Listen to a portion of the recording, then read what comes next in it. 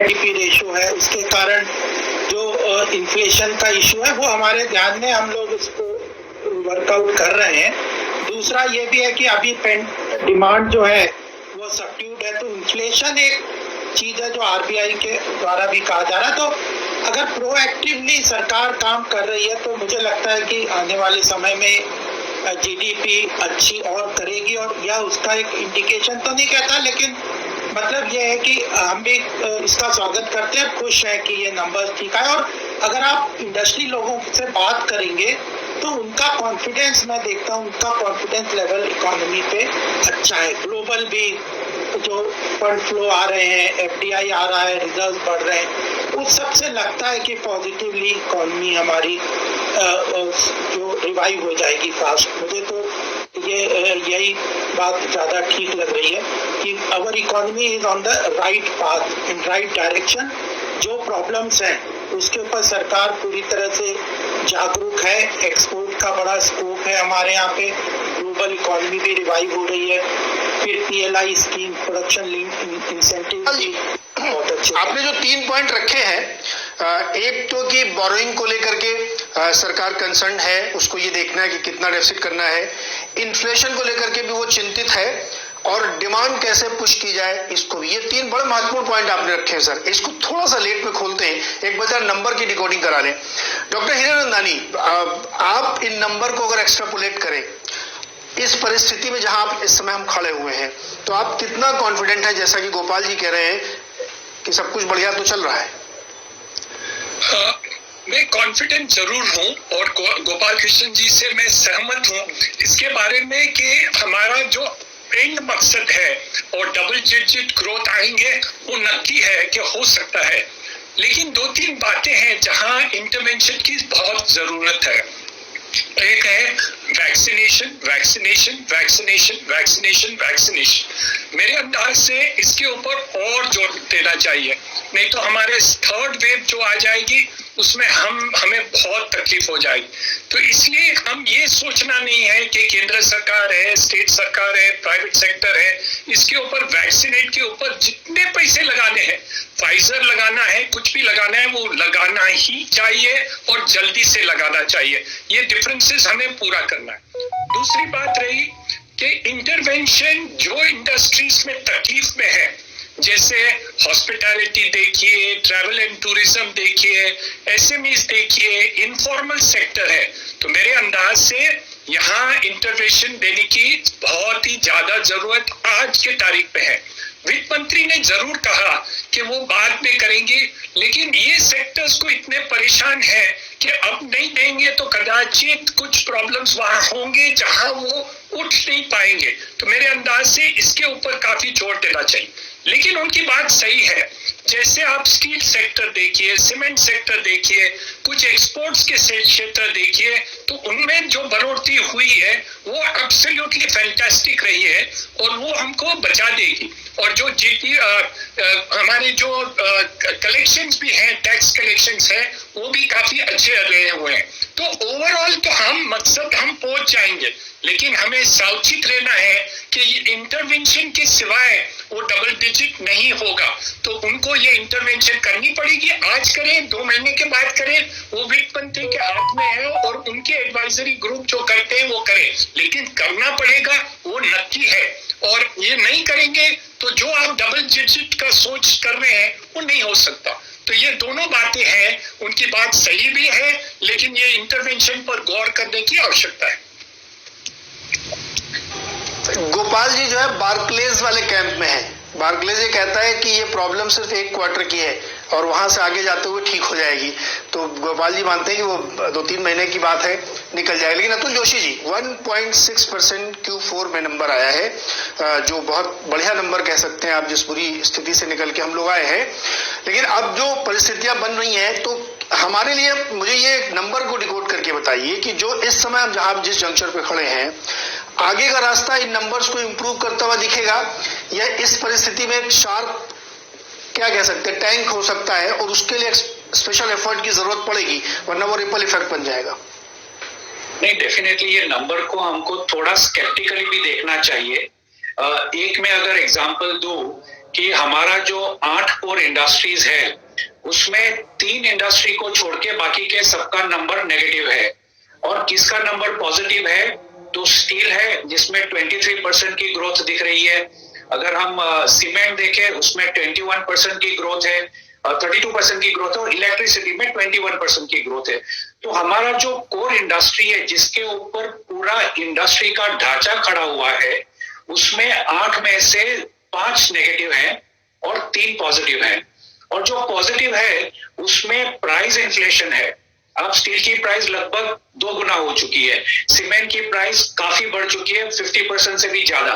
तो जो ग्रोथ आई है नंबर में, अगर हम नंबर की बात करें 1.6% की, तो 38.9 लाख करोड़ का लगभग अपना नंबर आया है, जो पिछले साल यही समय के लिए 38.3 लाख करोड़ था। तो जो नंबर आया उसमें काफी सारा इन्फ्लेशन ये 2 कमोडिटीज का है। तो हमें इससे यस थोड़ी राहत मिलती है नंबर्स के हिसाब से, लेकिन आज की तारीख में ये ग्रोथ नंबर अप्रस्तुत है। इसकी वजह यह है कि अभी हम फेस कर रहे हैं लॉकडाउन। अभी लास्ट टाइम जो लॉकडाउन था और ये लॉकडाउन में काफी अंतर है। अंतर यह है कि उस समय पूरा देश एक ही समय बंद था, ये समय सिक्वेंशियली क्लोजर आ रहा है। एक स्टेट चालू हो रहा है, दूसरा बंद हो रहा है, दूसरा चालू हो रहा है, तीसरा बंद हो रहा है। तो ये सिक्वेंशियल जो लॉकडाउन आ रहे हैं, तो एट अ कंट्री लेवल हमारी मैन्युफैक्चरिंग सेंटर्स और कंजम्पशन सेंटर्स दोनों के बीच में तालमेल नहीं है। दूसरा, हमारा जो कंजम्पशन डिमांड है, जो पेंटअप डिमांड हमको जनवरी मार्च 2021 में दिखा, वो पेंटअप डिमांड क्या रिपीट करेगा, बहुत बड़ा क्वेश्चन है। तीसरी चीज जो हमको हेल्प की कि ग्लोबली डिमांड रिवाइव कर गया, चाहे वो चाइना हो, चाहे यूएस हो, चाहे यूरोप हो। वो पेंटअप डिमांड, वो जो इजी मनी था यूरोप में, यूएस में, अब वो इंटरेस्ट रेट शायद थोड़े थोड़े बढ़ने की चालू करेंगे by the end of the year. तो इंटरनेशनली डिमांड भी जो हमारा एक्सपोर्ट का था वो शायद इतना सपोर्टिव ना रहे। तो ये साल जो है मेरे ख्याल से बहुत सावचेतीपूर्ण काम करना है। गवर्नमेंट को अपना फिस्कल शायद फिर से बढ़ाना पड़े, ऐसा मेरा मानना है, अनलेस कि गवर्नमेंट कुछ स्ट्रेटेजिकली कुछ सोच के सब सॉवरिन लेवल पे बोरोइंग करे। जैसे कि जिन्होंने जो ECL GS की स्कीम बनाई है, ब्यूटीफुल आइडिया, मतलब वैसे ही कुछ कॉन्सेप्ट लाके सब सॉवरिन लेवल पे बोरो करके गवर्नमेंट अपनी फिस्कल डेफिसिट कंट्रोल में रखती है। कंजम्पशन डिमांड बहुत ही इंपॉर्टेंट है, उसको रिवाइव करना। इंडस्ट्री, जैसे मेरे कलीग ने अभी बताया कि वो जो आप जो कह रहे हैं उससे 2 पॉइंट ड्राइव हो रहे हैं। एक पॉइंट ये आप ड्राइव करने की कोशिश कर रहे हैं कि जरूरी नहीं कि हिस्ट्री अपने आप को रिपीट करे। Q4 में बहुत सारी पेंटअप डिमांड थी, बहुत सारी ग्लोबल रिकवरीज का हमको बेनिफिट मिला है, तो जरूरी नहीं कि वो आगे जाते हुए ऐसी दिखे। दूसरी बात आप ये कह रहे हैं कि जो अलग अलग हिस्सों में अलग अलग समयों पे अलग अलग तरीके के लॉकडाउन लगे हैं, उससे इन्वेंट्री मैनेज करना और डिमांड से मीट अप करना थोड़ा सा मुश्किल होगा, चैलेंज हो सकता है यहाँ पे। तो इसको कैसे डिकोड किया जाए? साकेत जी, बहुत ही आसान है ये कहना कि बहुत मुश्किल होगी, और बहुत ही आसान है ये कहना कि सब कुछ अंकी डोरी है। सवाल यहाँ पे ये उठता है कि अब जिस परिस्थिति में हमने इससे पहले 2-3 चर्चाएं की हैं, उसमें एक महत्वपूर्ण प्रश्न ये निकल के आया है कि डिमांड हमें चाहिए और लॉकडाउन ओपन करने के लिए हमें एक ऐसी परिस्थिति चाहिए जब हम कहें कि हम एकदम द्रुत गति से चल पड़ेंगे। मैं इसको एक उदाहरण से आपके सामने पेश करना चाहता हूं। अमेरिका और जापान का एग्जांपल ले लेते हैं। दोनों टॉप की इकोनॉमीज हैं, टॉप की, वर्ल्ड की नंबर 1 नंबर 2 कह लीजिए। अमेरिका में वैक्सीनेशन बहुत तेजी से हुआ और पहला वेव उनका बहुत खराब गया, लेकिन अब वो संभल गए और सब ग्रोथ फैक्टर्स आने लगे। जापान ने एकदम उल्टा किया, गलती की या भूल हुई, चूक हुई, मुझे नहीं पता, लेकिन आज उनकी स्थिति बहुत खराब है। 100 में सिर्फ 5 लोग को वैक्सीनेट कर पाए। वैसे ही आप ब्रिटेन को देखिए, पहली में बहुत बुरी स्थिति थी, उसके बाद वो संभल पाए, और हमारे लिए पहला बहुत ही शानदार रहा, सेकंड में हम लड़खड़ा गए। अगर इस फैक्टर को मैं कंसीडर करूं तो क्या जो अब हम ईज की तरफ बढ़ने की कोशिश कर रहे हैं या होप लेके बैठे हैं, वो उतना ही आसान होगा क्या? आसान तो इस समय कहीं पे भी कुछ नहीं होगा नीरज जी। सो मेरे हिसाब से सबसे अच्छी चीज जो है इन नंबर आंकड़ों की, कि संकेतात्मक या प्रतीकात्मक अगर आप लीजिए तो इससे आशा जगती है कि 1-2 चीजों की। एक तो कि हमारी पेंटअप डिमांड डेफिनेटली है, लोगों को खरीदना होगा, कब वो सुरक्षित फील करते हैं कि हमारे पास हर पैसा बचाने की जरूरत नहीं है, और कब हमारे पास नौकरी आ जाएगी, कब वो खर्च करना शुरू करते हैं, कब कुछ सेक्टर जैसे निरंजन जी का जो सेक्टर है वो सेक्टर जब शुरू करें वो काम हो। तो मेरे को काफी विश्वास है कि हमारे पास डिमांड है। दूसरा, अतुल जी ने जो कहा मेरे हिसाब से वो भी एकदम सही है कि सरकार को खर्च करना है। एक तीसरा पहलू मैं जरूर इसमें ऐड करूंगा, वो ये है कि जब आज की डेट में हम लोग को ये लड़ाई 1-2 महीने की नहीं है, लेट्स अज्यूम तीसरा वेव भी आता है नहीं आता है जो भी होता है, हम लोग को जरूरत है इकोनॉमी में प्रोडक्टिव इन्वेस्टमेंट करने की। उस प्रोडक्टिव इन्वेस्टमेंट करने के लिए हमें पैसा तो खर्च करना ही है सरकार को, और अच्छी तरीके, केवल बिल्डिंग खड़ी करने के लिए नहीं खर्च करना है, पर साथ साथ मेरे हिसाब से अगर हम लोग बहुत बड़ा अवसर एक खो देंगे अगर साथ साथ रिफॉर्म नहीं हुआ, डिसइन्वेस्टमेंट नहीं हुआ समय पे, क्योंकि यही समय है जब डिसइन्वेस्टमेंट से थोड़ी रिसोर्सेज आएंगी और हमें बाहर का निवेश आकर्षित करने के लिए, स्पेशली जब सारे विश्व की इकोनॉमियां रिकवरी के रास्ते पे होंगी, अपने को ऊपर उठाने के लिए जो रिफॉर्म का एजेंडा है वो भी साथ, जो कि आसान नहीं करना, बहुत मुश्किल है क्योंकि क्राइसिस से हम जूझ रहे हैं एक साइड पे, दूसरी साइड पे बहुत आवश्यक है कि रिफॉर्म भी होता रहे, ईज ऑफ डूइंग बिजनेस पे बैठ करके पैरेलल में काम चलता रहे। जो कंपनियां नहीं आगे चलनी है उनको, जो बात हुई है कि स्ट्रेटेजिक डिसइन्वेस्टमेंट करने की, उस पर लगातार काम करना जरूरी है। ये नहीं कि सब बैक बढ़ना, हमारा फाइनेंशियल सेक्टर जहां पे जरूरत है, आज बहुत अच्छी बात है कि पीएनबी हाउसिंग को जैसे कार्डाइल ने उसमें निवेश करने की जो 4000 करोड़ की शायद बात की है, उस तरह के स्ट्रेटेजिक मूव्स पे रिफॉर्म एजेंडा को खोने का, क्योंकि अवसर यही है, इस समय बड़े बड़े फंक्शंस हो रहे हैं, बड़ा इन्वेस्टमेंट हो रहा है, उसी के साथ साथ रिफॉर्म करना मेरे हिसाब से बहुत जरूरी। तो मेरे हिसाब से आशा जगी है, हमारी डिमांड की स्ट्रेंथ में विश्वास जगा है, परंतु वो विश्वास से रोटी नहीं आती, रोटी तब आएगी अगर उस विश्वास को हम लोग सही कदम लेकर के रियलिटी में बदलेंगे। जी, रियलिटी चेक जरूरी है, केवल अच्छे विचारों से काम नहीं बनता है, अंत में हमें वो फैक्ट चेक करना ही पड़ेगा। लक्ष्मण, आपने 4 लोगों के व्यू सुने। अग्रवाल साहब बहुत होपफुल हैं और उनका मानना है कि सरकार जो कर रही है उसके परिणाम हमारे सामने आ रहे हैं, इसलिए इतने अच्छे नंबर आए। उम्मीद से बेहतर है, बाजार थोड़ा सा ज्यादा नेगेटिव सोच रहा था, उतने नहीं आए। अभी एक स्कीम सरकार ने अनाउंस की है जिसमें कई सारे सेक्टर्स को और मदद की बात कही गई है। आप बताइए, क्या आपके हिसाब से जो इस समय सरकार की सोच है और जो नंबर ये सजेस्ट कर रहे हैं उसके बीच में तालमेल है क्या? देखिए, मुझे लगता है कि सरकार की सोच अभी तक उस तरह से बिल्डअप हो नहीं पाई है। मैं चूंकि स्वभाव से रिपोर्टर हूं तो मैं तथ्यों के आधार पर बात करूंगा। आपने जीडीपी का Q4 का डेटा देखा, वाकई उम्मीद से काफी बेहतर था। पेंटअप डिमांड Q3 में खत्म हो चुका था, उसके बाद अच्छा ग्रोथ देखने को मिला। हो सकता है आपने जो इंटरवेंशन किया, आत्मनिर्भर भारत पैकेज दिए, उसका असर Q4 में दिखा, लेकिन सिर्फ जीडीपी के डेटा को आज आइसोलेशन में देखने की जरूरत नहीं है। उसके साथ आप कोल सेक्टर का डेटा है, ये देखिए, ये डेटा क्या कहता है। मार्च में कोल प्रोडक्शन जहां 28% से ज्यादा ग्रोथ था, अप्रैल में वो -46% गया है, स्टील -20% गया है, सीमेंट -15% गया है, इलेक्ट्रिसिटी 33% माइनस में है। ये इस बात को दर्शाता है Q4 आपका अच्छा है, खुश मत होइए। अब जो Q1 आने वाला है नेक्स्ट फाइनेंशियल ईयर का, उसमें आपको बड़ी गिरावट देखने को मिलेगी। हाँ, चूंकि पूरे देश भर में लॉकडाउन नहीं है तो पिछली बार की तरह -24% की गिरावट देखने को नहीं मिलेगी, लेकिन ये गिरावट देखने को मिलेगी। अब सवाल ये उठता है कि जितना तेजी से आपने पिछले साल वाले गिरावट को कैप्चर कर लिया और पॉजिटिव टेरिटरी में ले आया, क्या इस बार आप ला पाएंगे? तो मेरा मानना है, सरकार के भीतर भी कई लोगों का मानना है कि इतना आसान नहीं होगा, क्योंकि पिछली बार लोगों को लगा कि कोरोना आया चला गया, आपने कई सारे स्कीम दी, पीएफ से पैसा निकालने की छूट दी, लोन देने की छूट दी, हमने सारा फायदा उठाया और हम फिर से डिमांड में आ गए। लेकिन अब लोगों को डर है तो दूसरी बार आ गया, तीसरी बार की बातचीत हो रही है। अब लोग उस ढंग से जमकर दिल खोलकर खर्च नहीं करेंगे। तो पहला काम आपको उनके अंदर से खौफ हटाना पड़ेगा, और जो निरंजन हीरानंदन जी कह रहे थे, वैक्सीनेशन की तरफ आपको जाना पड़ेगा। अब सरकार की रणनीति यहाँ पे 2 है। पहली बात कि अब जो हम स्टेप ले उसमें खास तौर से ध्यान रखें, जो बेहद जरूरतमंद लोग हैं उन तक फायदा पहुंचाए, इसके लिए राहत पैकेज लाएं, लॉन्ग टर्म पॉलिसी ना लाएं, तुरंत राहत पहुंचाने वाला कदम उठाएं। एक और रणनीति पर सरकार लगातार काम कर रही है, जो मैं लगातार सरकारी महकमे में देखता हूं, दिन रात बैठ के चल रही है। उसकी एक कोशिश ये है कि पिछले राहत पैकेज में जो हम कुछ ऐलान किए थे, उसमें से कई ऐलान अभी भी जमीन पर नहीं उतरे हैं या फिर उसमें और स्कोप और उसको एक्सपेंड करने का। तो जमीन पर कैसे तेजी से उतारें, कैसे खर्च बढ़ाएं, ये सब करने पर सरकार जुटी हुई है। हाँ, कुछ चुनौतियां होंगी जो आगे शो में हम लोग चर्चा करेंगे। जी अच्छा गोपाल जी, मैं आपके पास आ रहा हूं। अभी ओपन है डिबेट, कोई भी आदमी इसमें बातचीत अपनी रख सकता है। कोशिश ये करिए कि छोटे छोटे और क्रिस्पी जवाब दीजिएगा, ज्यादा बातचीत हो पाएगी। गोपाल जी, जो बात लक्ष्मण कर रहे हैं मैं उसको और एक्सप्लेन करके सवाल आपसे पूछ रहा हूं। देखिए, पिछले 4-5 सालों से लगातार आपकी जीडीपी गिर रही है और वो बीच में कोविड आ गया तो बहुत ही ज्यादा खराब हो गया है। तो अगर वो ग्राफ को आप प्लॉट करें तो उसको उठाने में और 7% 8% पॉजिटिव सस्टेन बेसिस पे ले जाने में थोड़ी दिक्कत आएगी, क्योंकि खर्चे बहुत करने पड़ेंगे और आपका 90% वैसे डेट हो चुका है।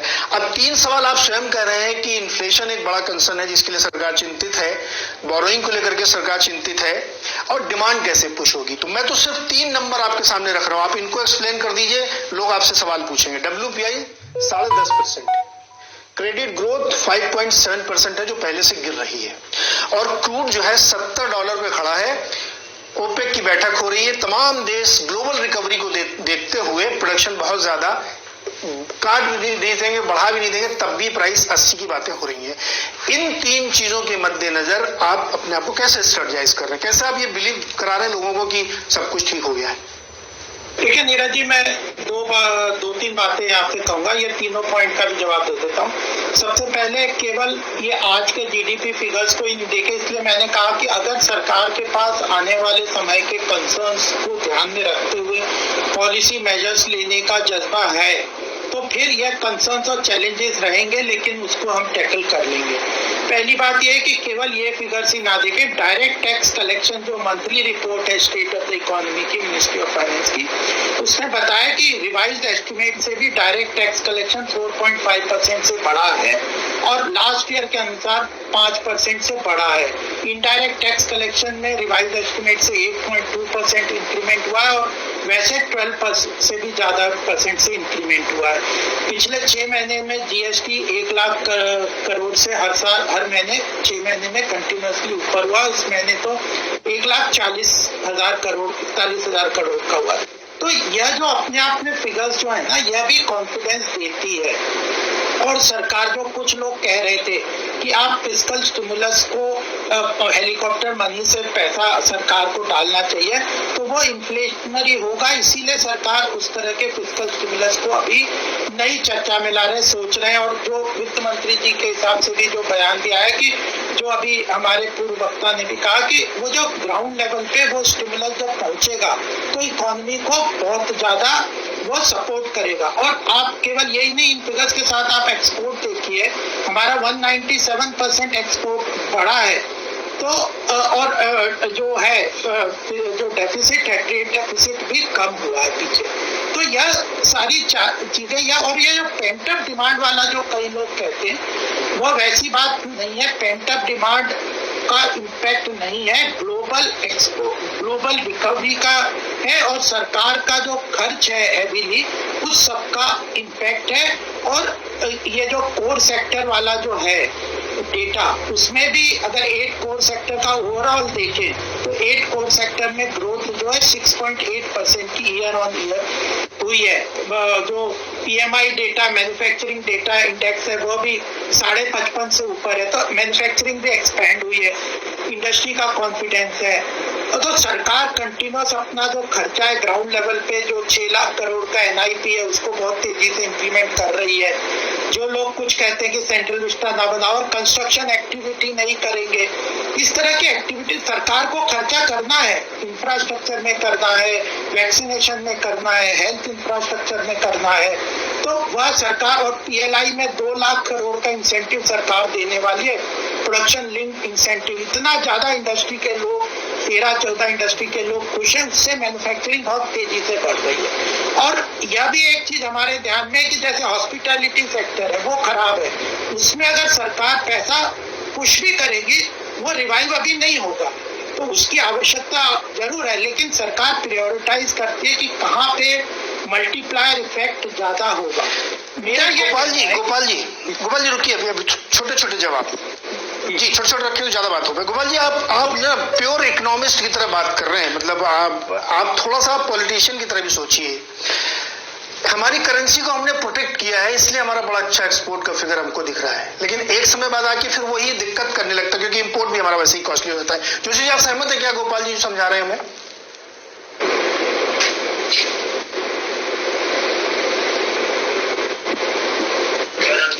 अतुल जी, आपसे पूछा मैंने। जी, मेरे हिसाब से हमने करेंसी को प्रोटेक्ट किया है, ठीक है, ये बात आपकी सही है, लेकिन इनफ्लो भी तो इतना आया है। अभी देखना हमें ये है कि आरबीआई की क्या पॉलिसी रहेगी। अगर हम रघुराम राजन का टेनर देखें तो हमारा जब आउटफ्लो हो रहा था 2013, 14, 15 में, तो आउटफ्लो से ज्यादा आरबीआई खुद परचेज ही नहीं, मतलब आरबीआई सप्लाई कम कर दी थी, तो इसकी वजह से डिप्रिसिएशन बहुत स्पीड में हुआ था। अगर आरबीआई जजमेंटल कॉल लेके प्रोटेक्ट करती है रुपये के लेवल को कि 70 to 75 की रेंज बना के रखती है, तो हमारा इतना इम्पैक्ट नहीं पड़ेगा। ये बात हमको समझ के चलनी है कि हॉट मनी वापस जाना ही है। जैसे ही यूएस और इंग्लैंड में इन्फ्लेशन रेट बढ़ना चालू हो गए हैं, तो वहां पर इंटरेस्ट रेट बढ़ना ही है, तो ये पैसा तो वापस जाना ही है। ऐसा नहीं है कि ये पैसा यहाँ रहेगा।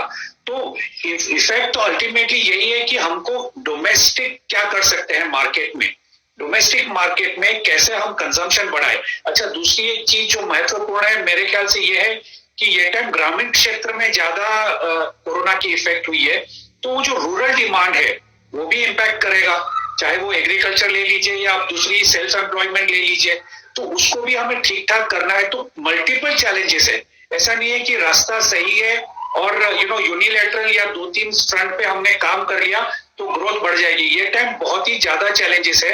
अगर हम ये मान के भी चले कि तीसरा वेव नहीं आना है, तो भी गवर्नमेंट की चैलेंजेस बहुत ज्यादा है। रूपी सिर्फ एक चीज है, मेरे ख्याल से इक्विटी मार्केट शायद थोड़ा ऊपर नीचे हो जावे वंस ये हॉट मनी जाना वापस चालू करे, इंटरेस्ट रेट बढ़ेंगे, इन्फ्लेशन बढ़ रहा है, कोर सेक्टर को हम कैसे हैंडल करेंगे। अब 7 साल का डेटा देख लीजिए, 7 साल में आपको 6 महीने ऐसे नहीं मिलेंगे कि जब कोर सेक्टर ने कंटिन्यूसली पॉजिटिव ग्रोथ दिखाई हो। इसका मतलब यह है कि हमारा डिमांड अप एंड डाउन चल रहा है। अंडरलाइन जो इनहेरेंट स्ट्रेंथ कहते हैं जो कोर इंडस्ट्री में रिफ्लेक्ट होती है वो नहीं है। तो काफी सारी चैलेंजेस है मेरे ख्याल से, काफी सारी चैलेंजेस हैं। और अगर आप बिल्कुल इसको आसान भाषा में समझें तो डॉक्टर निरंजन हिरनदानी, आप वैक्सीन कह रहे हैं वो तो बिल्कुल सत्य बात है, लेकिन पेट्रोल डीजल देखिए 100 के पार चल रहा है, लगातार उसमें बढ़ा हुआ है। ग्रामीण स्तर पे जहां पे बहुत डिमांड की हमें जरूरत चाहिए थी, इस बार के कृषि आंकड़े उतने एनकरेजिंग नहीं जितने पहले थे, तो वहां पे भी एक दिक्कत आती हुई दिख रही है। दूसरा जो डिमांड पुश चाहिए हमें, वो कहाँ दिख रहा है? मुझे तो कहीं दिखता नहीं कि ये बहुत अचानक से डिमांड आ जाएगी, क्योंकि जॉब लॉसेस बहुत हुए हैं, लोग एक चक्कर में फंस गए हैं। कैसे निकलेंगे सर इससे, डॉक्टर हरिनंदानी? वही पूछना है कि हम अलग अलग क्षेत्र में जो बात कर रहे हैं उनको जब तक आप डिमांड में प्रोत्साहित नहीं करेंगे, जहां इंसेंटिवाइज नहीं करेंगे, जहां हम खर्चा ज्यादा नहीं करेंगे, और मेरे अंदाज से ये 1-2 महीने के अंदर ज्यादा इन्वेस्टमेंट करने की जरूरत है।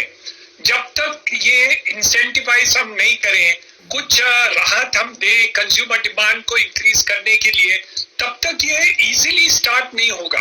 आपको डबल डिजिट लाने में कोई कठिनाई नहीं दिख रहा, लेकिन आपको डिमांड क्रिएशन जो है वो बहुत बड़ी बात है, और आज की तारीख में वहां हम अटक चुके हैं। वैक्सीन का आप अंडरमाइन मत करिए, हर एक प्रोग्राम में ये जब तक हम इसमें नहीं करेंगे, थर्ड वेव में हम फंस जाएंगे। सेकेंड वेव में हम प्रॉब्लम्स बात कर रहे हैं, हम राहत क्या दें, कैसे करें, कब करें, कौन से क्षेत्र में करना है, क्या नहीं करना है, लेकिन आप वैक्सीनेट कर दीजिए, आपका थर्ड जो वेव होगा वो बहुत ही कम हो सकता है। लेकिन आप वैक्सीनेट नहीं करेंगे तो ये बात की चर्चा सीएनबीसी आवाज में फिर जब दोहराई जाएगी अगस्त, सितंबर, अक्टूबर के बाद। इसलिए जहां हमें खर्चा करना है स्टेट को, जहां हमें डिमांड क्रिएशन करनी है, वो आज के तारीख में शुरुआत करने की जरूरत है। गोपाल कृष्ण जी करेक्टली कहा कि हम ये फेज वाइज कर रहे हैं, कैलिब्रेटेड कर रहे हैं, लेकिन कैलिब्रेटेड इतना कम नहीं होना चाहिए कि डिमांड क्रिएशन नहीं हो। और जहां लोग मर चुके हैं, लोग तकलीफ में हैं, ग्रामीण विभाग में भी हो या शहरों में हो या SMEs हो, कहाँ भी हो, आप दे रहे हैं राहत। हम नहीं कह रहे कि आप नहीं कर रहे, बट मेरे अंदाज से इसको बढ़ाने की आवश्यकता है, और आज नहीं करेंगे तो बहुत देर हो जाएगा। इसलिए हम ये रिक्वेस्ट कर रहे हैं, सुझाव दे रहे हैं, प्लीड कर रहे हैं कि आप वैक्सीनेट और इंसेंटिवाइज डिमांड क्रिएशन के बारे में आपको आज करने की आवश्यकता है, यही हम कह रहे हैं। साकेत मिश्रा जी, ये बताइए, अगर मान लीजिए एक सेकंड के लिए कि आप ही वित्त मंत्री हैं, तो ऐसी परिस्थिति में आप क्या करें? डिमांड पुश करने के लिए आप क्या करें? क्योंकि पैसा तो बहुत है नहीं सरकार के पास, क्या करेंगे आप? कैसे लाएंगे? उधारी लेंगे? डेफिसिट आपका इतना बढ़ा हुआ है, रूरल इलाकों में डिमांड की चैलेंज है इस बार। और जो बात हिरण नानी जी कह रहे हैं, मैं उसको अंडरलाइन कर देता हूँ, वैक्सीनेशन के अलावा कोई चॉइस नहीं। इसको मैं इसलिए साइड में रख रहा हूँ क्योंकि वो कॉमन डिनोमिनेटर, वो सब, उस पर तो कोई डिसएग्रीमेंट नहीं। मैंने अभी नंबर गिन के बताया कि ब्रिटेन में 91% वैक्सीनेशन सिंगल डोज हो चुका है, ग्रोथ देख लीजिए। यूएसए में 85% सिंगल डोज हो चुका है, ग्रोथ देख लीजिए। जापान में नहीं हुआ है, कम हुआ है, केवल 6% है। इंडिया में 14% है। नतीजा आपके सामने, तो उसको एक साइड में रखिएगा, तो पक्का हो गया कि आप वैक्सीनेशन करोगे तभी आपके अंदर कॉन्फिडेंस लौटेगा। लेकिन नीरज जी, जितना डिमांड बढ़ाने के लिए करेंगे क्या? एक मिनट नीरज जी, हाँ। आप पैसे बोल रहे हैं कि इसमें खर्चा करिए, उसमें खर्चा करिए, स्टेट्स खर्चा करेंगे, केंद्र करेंगे, प्राइवेट सेक्टर करेंगे। इसमें हम यही सोच रहे हैं कि कहाँ से भी खर्चा करिए, लेकिन आप वैक्सीनेशन के ऊपर एक ऐसे कर दीजिए कि ये 6 महीने 8 महीने में नहीं, 4 महीने में सब पूरा हो जाए। ऐसी कोई वॉर क्राई आप कर दीजिए जहां हमें पूरे रिसोर्सेज, प्राइवेट भी बोल रहा हूँ, ऐसे नहीं है, CSR के रिसोर्सेज हो, प्राइवेट सेक्टर के रिसोर्सेज हो, केंद्र सरकार के हो, स्टेट्स के द्वारा हो, बट आप इसके ऊपर जोर दीजिए, किसी के भी हो, करके दिखाएं। जी बताइए साकेत जी, कैसे किया जाए? तो नीरज जी, मेरे हिसाब से अगर मैं तो बहुत खुशकिस्मत हूँ कि मैं वित्त मंत्री नहीं हूँ, मेरे बाल भी इसलिए पके नहीं ज्यादा, परंतु मैं 3 अलग अलग टीम्स बनाऊंगा अगर मैं हूं तो। एक है कि जो कि शॉर्ट टर्म, हालांकि सब लोग कहते हैं कि हेलीकॉप्टर मनी, जो भी हेलीकॉप्टर मनी की जरूरत नहीं है, पर मिसाइल के मनी की जरूरत जरूर है। जो आदमी आजकल गरीब है, जिसकी जो रेडी वाला है, जो छोटी जोत का कृषक है, उसको पैसे की जरूरत है, और जो कि सही मात्रा में इसमें सरकार दे रही है। मेरा केवल ये निवेदन है कि वो 1-2 महीने और देने की जरूरत है। दूसरी टीम होनी पड़ेगी जो कि इस समय इमीडिएट इंफ्रास्ट्रक्चर वगैरह की जो स्पेंडिंग करनी है उस पे काम करे, कि कहाँ पे करे। जैसे आज की डेट में अभी भी हम लोग जितना हमें स्पेंड करना चाहिए, FPO वगैरह की बात हो गई है ग्रामीण क्षेत्र में, किंतु हमें जरूरत है एग्रीकल्चरल प्रोडक्टिविटी में कैसे बढ़ोतरी लाई जाए, वो भी क्रांतिकारी बढ़ोतरी, उस पर सीरियस इन्वेस्टमेंट की जरूरत है। केवल हर गांव में जाके या हर शहर में जाके ITI की बिल्डिंग बनाने से भी अच्छा है कि वहां हम लोग हॉस्पिटल बनाएं, वहां पे किस तरह से डॉक्टर भरे उस हॉस्पिटल में, उन डॉक्टरों को कैसे पढ़ाया जाए, मेडिकल इक्विपमेंट कैसे बने। तो एक्चुअली वर्किंग प्रोडक्टिव इन्वेस्टमेंट की जरूरत है। तो ये होती है दूसरी टीम, जिसमें मेरे हिसाब से एग्रीकल्चर पे थोड़ा सा ज्यादा ध्यान देने की जरूरत। तीसरी टीम जो कि मेरे हिसाब से उतनी ही जरूरी है, वो ये है कि अगले 5 साल में कैसे हम लोग लगातार डबल डिजिट ग्रोथ लाएंगे, वो किस तरह से, कहां पे हम लोग की स्पेंडिंग काट सकते हैं, कितने सारे फंक्शंस हैं जो कि हम लोग को नहीं करने चाहिए सरकार को, जो कि प्राइवेट सेक्टर को किए जाए, किस तरह से हम लोग निवेश को ला सकते हैं। क्योंकि जो अतुल जी कह रहे थे बहुत सही बात है, आज जो हमारे पास पैसा है वो हॉट मनी है, क्योंकि दुनिया भर में इस समय इंटरेस्ट रेट कम है। तो मैं तो 3 अलग अलग टीम रखूंगा, टीम ऑफ 3, और उन तीनों टीम को अलग अलग काम करना पड़ेगा और अलग अलग मकसद की तरफ काम करना पड़ेगा, क्योंकि ये इतनी बड़ी क्राइसिस है कि 1 महीने में जाएगी नहीं। और जो निरंजन जी कह रहे हैं वैक्सीनेशन, मैं तीसरी टीम आपने बनाई है साकेत जी, जो तीसरी टीम आपने बनाई ना, वो क्या करेगी, मुझे उसको थोड़ा सा एक्सप्लेन करिए। तीसरी टीम क्या करेगी? तीसरी टीम ये देखेगी कि किस तरह हमारी इकोनॉमी, क्योंकि विश्व में कंपटीशन होती है निवेश की, और किस तरह हमारी इकोनॉमी बन सकती है अगले 5 साल में सबसे ज्यादा आकर्षित करने वाली, निवेश को आकर्षित करने वाली इकोनॉमी। तो कैसे ईज ऑफ डूइंग बिजनेस बढ़ सकता है, किन सेक्टर्स को हम और खोल सकते हैं, किन सेक्टर में हम नेशनल चैंपियंस ला सकते हैं, जो कि PLI स्कीम कर सकती है, और ये सब चीजों पे कंसंट्रेट करें, क्योंकि अभी भी मुझे लगता है कोविड की वजह से जो रिफॉर्म का एजेंडा था वो सही, जो कि कारण सही है, इस समय हेल्थ और सेहत और स्वास्थ्य बहुत जरूरी है, पर साथ साथ हमें प्लानिंग की जरूरत है कि जब हम लोग निकलने लगे तो रिफॉर्म का एजेंडा वापस आए, डिसइन्वेस्टमेंट का एजेंडा वापस आए, कि 5 साल बाद अगर इंडिया हमारे। सर आपका ये सवाल बहुत ही लाख टके का है, डाइवेस्टमेंट वाला, लेकिन देखिए अब BPCL भी नहीं बिक पा रहा, अभी फंसा हुआ है, कभी कोरोना की वजह से, कभी ड्यू डिलिजेंस नहीं हो पा रहा, तमाम चीजें हो रही हैं। मुझे एक छोटा सा ब्रेक लेना है सर, ब्रेक से लौट के आएंगे तो जो बात आपने तीसरी वाली कही ना, इसको भी रखेंगे, और ये पैसे कैसे जुटाएं। मैं कह रहा हूँ कि सरकार एक वैक्सीन बॉन्ड क्यों नहीं जारी कर देती और बहुत सारा पैसा जुटा ले और उसको तरह तरह के हेल्थ में जो आपकी B टीम है उसको उसमें खर्च करे। छोटे से ब्रेक के बाद इस पर बात करेंगे।